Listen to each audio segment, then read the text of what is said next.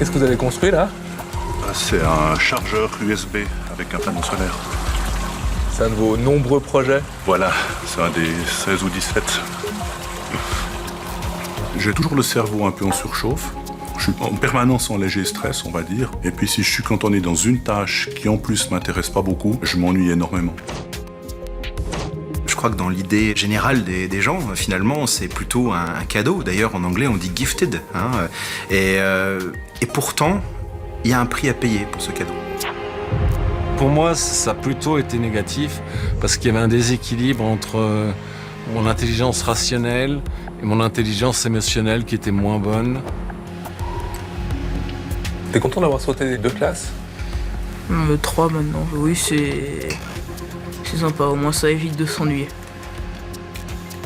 Il n'y a rien d'élitiste ou d'arrogant à être HP. Il y a de la souffrance et de l'incompréhension et une recherche constante de reconnaissance pour exister. Bienvenue dans l'univers pas toujours simple ni brillant des hauts potentiels intellectuels. On les surnomme surdoués ou précoces. On les repère officiellement grâce à un test de QI et un bilan psychologique.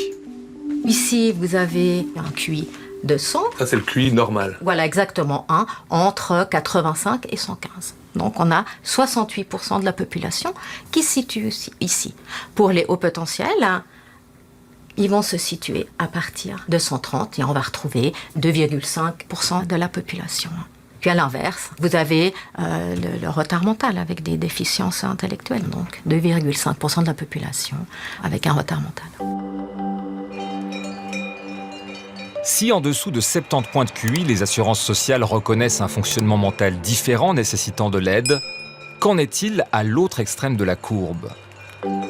Ce n'est pas qu'un cliché, c'est dans le monde technoscientifique, très créatif, que l'on retrouve beaucoup d'adultes HP, de la Silicon Valley aux start-up de la zone industrielle de Fribourg. Premier point commun, un cerveau boulimique. Ça, c'est l'outil de gestion de projet. Là, c'est la gestion de l'entreprise, le convertisseur pour les cellules. Ça, c'est un projet commun pour récupérer de l'énergie sur des serres agricoles, la gouvernance informatique, les idées générales, le labo d'électronique. Ça, c'est un banc de mesure pour les appareils. C'est un autre projet pour mon boss. C'est le chargeur USB sur lequel je travaillais tout à l'heure. C'est un kit de démo. Ça, c'est un projet CTI sur des piles à combustible à microbes avec nos modules. Et ça, c'est un lampadaire photovoltaïque. Ça fait pas un peu beaucoup? Non, ça va. Bah, sinon, je m'embête si j'ai pas tout ça.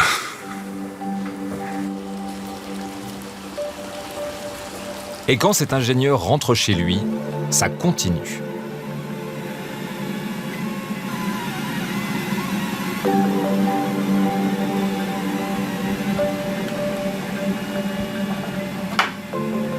Et là, vous travaillez sur quelle invention? C'est un système pour protéger les maisons contre les inondations quand il y a des conduites qui cassent. Ça détecte les variations de débit bizarres et puis ça ferme un robinet. Donc un projet de plus encore? Oui. Celui-là, c'est privé. Et vous dormez quand? La nuit. Il fait pas encore nuit. Mais même la nuit, je réfléchis en fait. Le cerveau, il tourne tout le temps? Voilà. Bon, je dors quand même un peu. Mais puis je me lève plus la nuit pour prendre des notes. Je le faisais avant, mais maintenant je le fais plus. Guy Corbat a 56 ans. Aujourd'hui, son parcours s'est un peu stabilisé. Une vie de famille dans cette belle ferme à la campagne et un travail qui lui plaît. Mais professionnellement surtout, ça n'a pas toujours été facile. Dans la plupart des grandes entreprises dans lesquelles j'ai travaillé, on passait énormément de temps en réunion. Et ça, c'est le moment le plus ennuyeux pour moi. Et j'avais même des fois tendance à somnoler ou à m'endormir pendant les réunions parce que j'y voyais pas d'intérêt quelque part. Quand je discute avec quelqu'un, je m'ennuie aussi assez rapidement parce que quand la personne parle, j'arrive à sentir rapidement où elle veut venir. Puis j'ai tendance à terminer ses phrases pour elle. Donc maintenant, j'essaie de me contrôler parce que ça frustre les personnes qui sont en face de moi. Mais le fait d'attendre que la personne dise ce qu'elle a envie de dire alors que je le sais déjà, je dois vraiment beaucoup me concentrer pour garder le contact avec la personne, sinon je m'ennuie et je décroche rapidement. Et puis là, je passe peut-être pour quelqu'un d'arrogant, ou alors que c'est pas du tout le cas. Incompréhension mutuelle, conflit avec les collègues et les supérieurs. Guy a tellement changé d'employeur et d'orientation professionnelle qu'il n'ose même plus montrer son CV aux ressources humaines. Guy, c'est quelqu'un qui a tendance à penser trop. Et ce trop n'est pas toujours facile à gérer dans le cadre de l'entreprise. Avec cette hyper-créativité, cette hyper-intellectualisation, on va dire, une idée en générant 10, qui chacune en générant 10 autres, on se retrouve vite à avoir quelqu'un qui a tendance à toucher à plein de choses, qui a parfois besoin d'être cadré, et qui finalement a du mal à rester confiné dans une case telle qu'on le voit dans le monde de l'entreprise aujourd'hui, qui définit les choses de manière très précise et très carrée. Être HP, c'est plutôt un atout ou un handicap?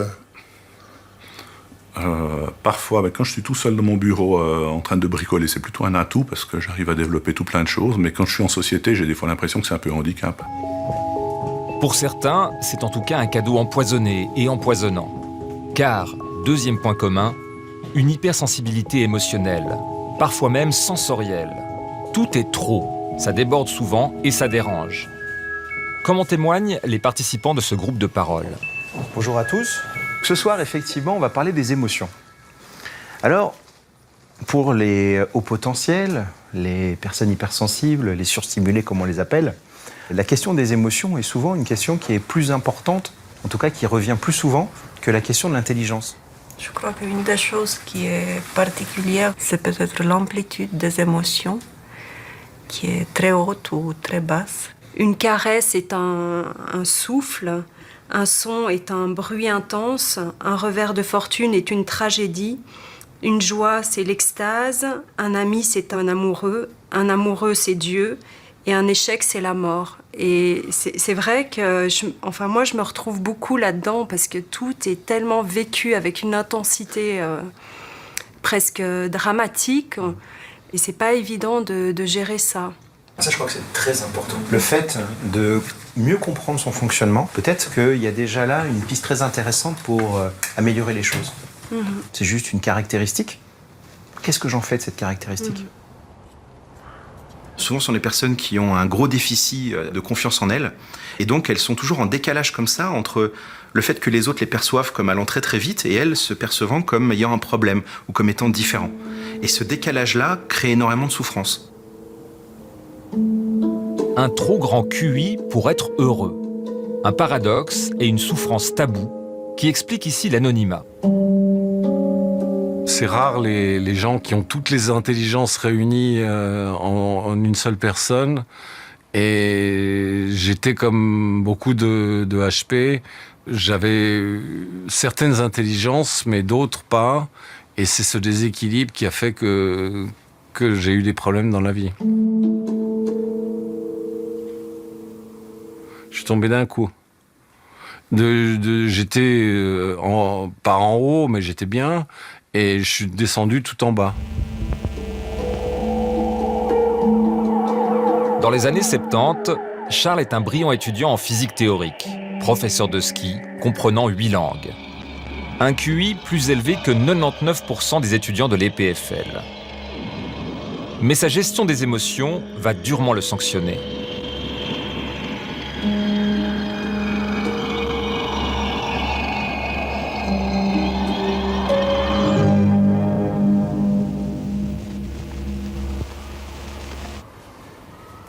Quand j'ai passé mon travail de diplôme, j'avais fait un travail de diplôme très long, de 4 ans, qui était gros comme une thèse. Et j'ai défendu sur une estrade, et j'ai eu une bonne note. Et en descendant de l'estrade, il y avait cet assistant suisse-allemand qui m'attendait, qui m'a dit un peu méchamment bon, maintenant vous avez 1 mois pour finir le dernier examen. C'était normal qu'il dise ça puisque j'avais mis très longtemps pour faire mon travail de diplôme, mais il l'a pas dit d'une façon aimable, ce qui fait que j'ai réagi d'une façon incontrôlée. J'ai pas réfléchi et je suis parti sur un coup de tête sur les routes. S'ensuivront des années d'errance, sans domicile fixe. Charles dormira même dans la rue, ne survivant que grâce à des petits boulots manuels. Un haut potentiel intellectuel court-circuité. Si vous n'aviez pas envoyé balader cette assistante physique, vous seriez où aujourd'hui, vous pensez? Il faut jamais dire si, mais bon, j'aurais une vie complètement différente probablement. Une vie un peu plus pépère, peut-être de physicien, mais on ne peut pas refaire le passé, donc il faut penser au présent et puis c'est tout. Je crois que j'ai acquis un petit peu de sagesse finalement, mais au bout de longues années.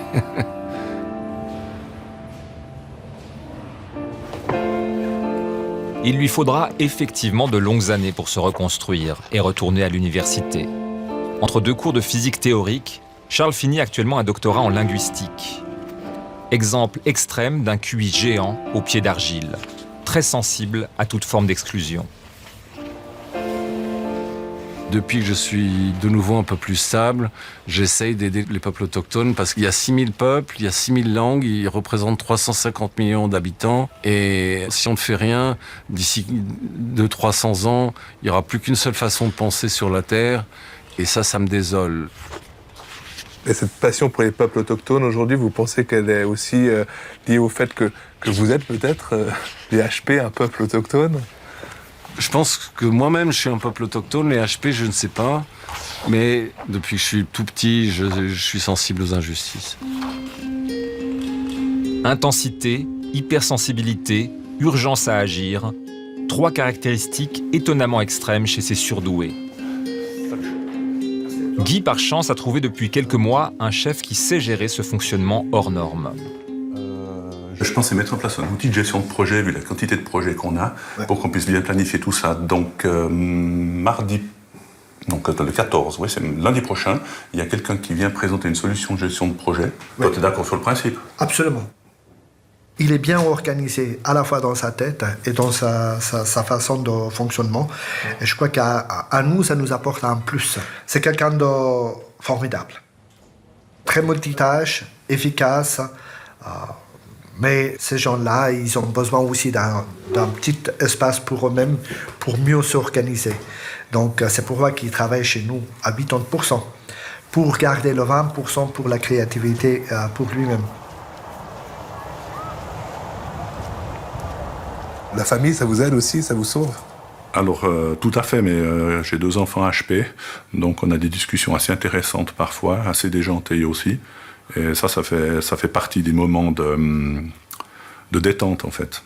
Les repas, quand on est en pleine discussion et qu'on part dans des délires intellectuels, des fois, c'est assez drôle. Et les invités, ils en pensent quoi? Alors, on fait pas trop ça quand il y a les invités, en fait.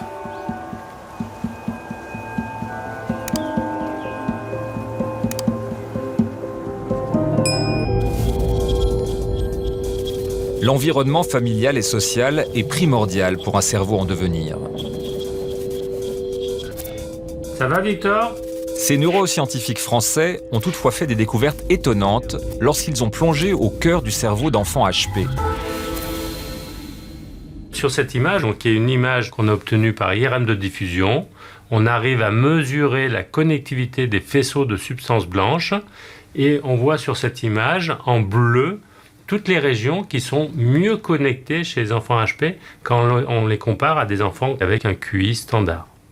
Donc on voit que toutes les régions centrales, ici, du corps calleux, ce qu'on appelle ici le genou du corps calleux, et là on voit les grands faisceaux longitudinaux qui sont mieux connectés, qui ont une meilleure connectivité, c'est-à-dire où la transmission de l'information se fait de manière plus efficace. En clair, le cerveau serait câblé différemment. Davantage de connexions entre les neurones, des influx nerveux plus efficaces que la norme. Un héritage en or, en partie génétique. La part innée de l'intelligence et du QI, elle est indiscutable. On la voit dès la naissance. Quand on est NAIT avec ce potentiel-là, on va le garder, on va l'utiliser, on va le valoriser si on a été reconnu à temps, ou parfois, malheureusement, et c'est ce qu'on essaye d'éviter, on peut avoir envie de l'oublier, de le laisser de côté. On ne va pas le perdre, mais on ne va pas le montrer si ça nous met trop en difficulté dans les relations sociales ou à l'école. Et comme dans le monde professionnel, vous allez voir qu'à l'école, un très haut QI peut être un cadeau empoisonné. Cette psychologue genevoise a fait des enfants HP son sujet de thèse. C'est vrai que la première fois qu'on les côtoie, ça surprend. Ça surprend parce que j'ai l'impression parfois que c'est des petits adultes. J'ai rencontré un garçon qui était un passionné de mythologie. J'ai rencontré un autre qui connaissait le nom des vélos du monde entier. J'ai rencontré un passionné de Deuxième Guerre mondiale. Elle parcourt la Suisse depuis 2 ans à leur rencontre. Elle en a déjà vu une centaine. Bonjour. Bonjour. Entrez. Merci. Une image manque. Quelle image? Des enfants curieux, très à l'aise avec ces activités de logique, de mémoire et de raisonnement. Au début, c'est vachement simple. Mais après, par exemple là, ça devient des choses bien plus dures. Mais t'aimes ça? Ouais, c'est cool. Il prend les pièces, les formes, il les met tout de suite au bon endroit. Il est rapide, hein. Il n'y a aucune hésitation. Hein. Alors, je vais regarder combien de temps cela nous prend, ne va pas trop vite, le plus important. Mais lorsqu'en parallèle, un questionnaire de personnalité est remis aux parents, on remarque déjà que tout n'est pas si simple. Qu'est-ce qu'il a de spécial, Esteban? Il est très sensible. Ça ressort, je trouve, là, je vois les flèches, c'est soit tout à fait, soit pas du tout. Il est pas trop au milieu. Par exemple, prend la vie du bon côté, prend la défense des faibles, mais d'un autre côté, ils se sont vite incompris, il y a beaucoup d'injustice, ça le révolte, et du coup, ça déborde. Il est très vite envahi par ses émotions. Mais c'est un enfant plein de vie. Plein de vie, mais pas facile à éduquer. Le souci avec lui, c'était qu'il était perturbateur dans sa classe et puis qu'on n'arrivait pas à le situer et le rendre heureux dans sa scolarité. Donc pour finir, on lui a fait sauter une classe et ça s'est passé bien mieux. C'est fréquent.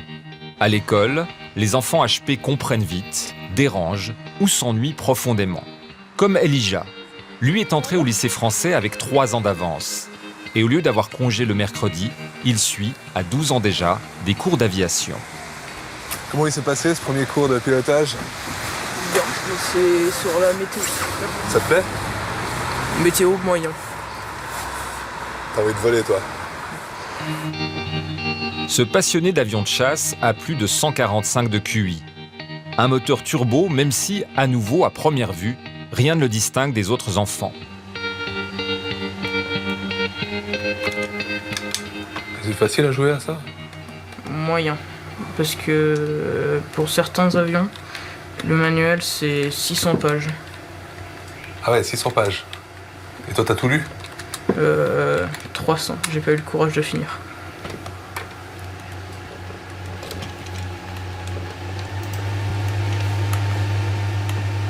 Je parle beaucoup dans ma tête. C'est-à-dire que je pense plus que je ne dis. Ça va très vite dans ta tête? Oui. Par exemple, les questionnements autour de la mort, Elijah, à 3-4 ans, c'était quelque chose qui était... Il avait déjà survolé le sujet à peu près dans son ensemble, et il avait des questions qui auraient pu même paraître un petit peu bizarres, ou c'était pas des questions classiques d'enfants de 3-4 ans. Ça fait un petit peu peur finalement, avec aussi des soucis d'endormissement le soir, parce que justement ces questions, ces interrogations dans la tête tournent en permanence, y compris le soir, encore plus finalement quand on est dans son lit et quand tout est éteint et quand on est censé normalement s'endormir. Et déjà à 4 ans, des problèmes pour s'endormir à cause des questions? Oui, même avant en fait. Et cette précocité peut très vite isoler. Dans sa chambre, Elijah rêve aujourd'hui à d'autres mondes.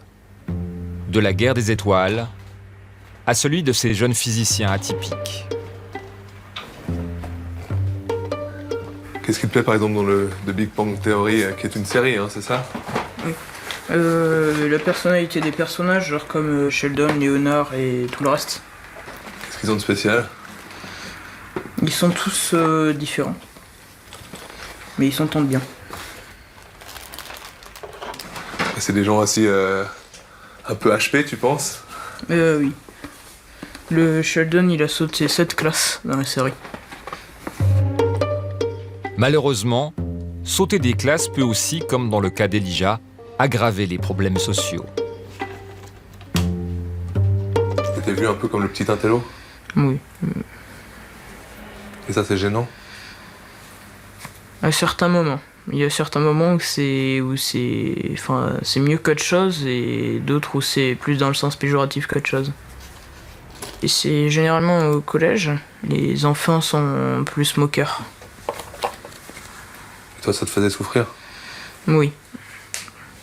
Parce que ce qu'eux comprenaient comme étant de simples blagues, moi je le voyais pas de cet angle. Il a été harcelé, il a été frappé physiquement, malmené physiquement. Il était très isolé. Et quand on est seul au collège, apparemment, c'est pas une force. Oh, je t'ai retrouvé, mon petit neutrino. Tu as cru pouvoir te cacher sous la forme d'une charge déséquilibrée, petit filou, si la tonne. Retour à l'hôpital universitaire de Lyon. Deuxième grande découverte ici. Le cerveau des hauts potentiels serait plus connecté et plus efficace, mais pas forcément dans son ensemble. Une découverte qui doit encore être confirmée, mais qui pourrait expliquer pourquoi certains hyperconnectés s'en sortent mieux que d'autres. Ce qui est particulier à notre étude, c'est qu'on a étudié les différences entre deux groupes d'enfants au potentiel. Les enfants laminaires, qui n'ont pas de difficultés, qui ont peu de difficultés ou pas de difficultés, et puis les enfants complexes qui ont plus de difficultés sociales ou émotionnelles. Et là, on trouve des différences entre ces deux groupes. Les enfants laminaires ont plutôt une distribution de cette connectivité, de cette hyperconnectivité de manière homogène dans tout le cerveau. Eh bien, cette distribution est différente chez les enfants complexes. Un cerveau en or, mais parfois plus puissant d'un côté que de l'autre. Conséquence, des déséquilibres entre raison et émotion, par exemple. Et un moteur qui s'emballe facilement. Le profil complexe, qui est quand même le plus courant, celui qui présente une dysynchronie cognitive, bien celui-là, on va avoir plus d'inadaptation sociale, donc une grande intelligence qui va faire qu'à certains moments, ils vont être brillants et ils vont avoir des fulgurances, une pensée vraiment extraordinaire. Et puis à d'autres moments, on va avoir quelqu'un qui va être complètement inadapté socialement, qui va même présenter une certaine immaturité et qui va être en décalage par rapport à la société à laquelle il appartient. Ce décalage s'explique parfaitement par ce fonctionnement neurobiologique dont on vient de parler et qui va entraîner, avec un effet qu'on appelle l'effet domino, incompréhension de l'entourage, difficultés scolaires, baisse de l'estime de soi. Et si on avait évité que le premier domino fasse tomber les suivants, eh bien, on était gagnant.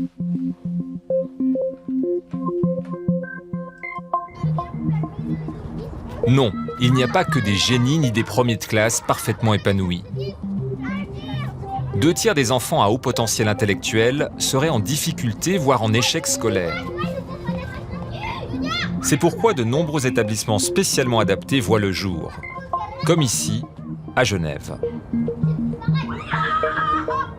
On a des enfants qui font des phobies scolaires, qui veulent plus aller à l'école, qui ont mal au ventre, ou des enfants qui sont dans l'hyperréactivité et puis qui défoncent tous les murs et qui sont dans le rapport de force avec les enseignants. Et puis là, ça finit au clash inévitablement. Voilà, soufflez bien, gonflez votre ventre et soufflez.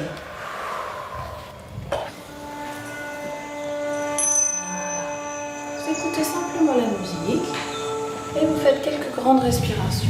Fermez les yeux, Aurore. Allez, ferme tes yeux. Fermez vos yeux.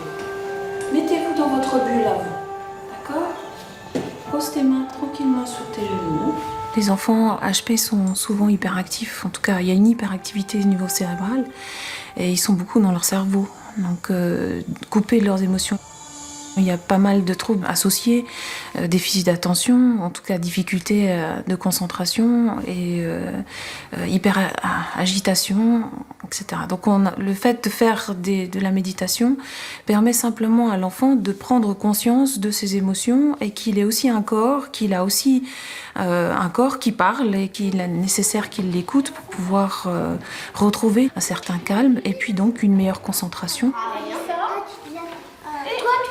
C'est un 3 avec un 8. 3 dizaines et 2 unités, c'est combien? 3 dizaines et 2 unités. Donc là, on est dans quelque chose... Malgré de belles lumières, pas grand-chose d'élitiste. Premier objectif ici, redonner confiance à des êtres en souffrance. Un espace privé dans l'espace public afin de nuire à la personne. Est-ce que tu es vraiment dans un débat? J'avais toujours des mauvaises notes. Parce que tout le monde faisait du bruit et ça me déconcentrait. Et aujourd'hui, comment ça se passe? C'est un petit peu mieux. Et toi, c'est quoi que tu préfères à l'école? À l'école, c'est la récré, les maths, la science, l'orthographe et écrire. C'est tout. Bon, c'est déjà pas mal. Et le chat qui passe. Derrière. Qu'ils soient enfants ou adultes, les hauts potentiels intellectuels nous rappellent qu'il n'y a pas que les différences les plus visibles qui peuvent isoler.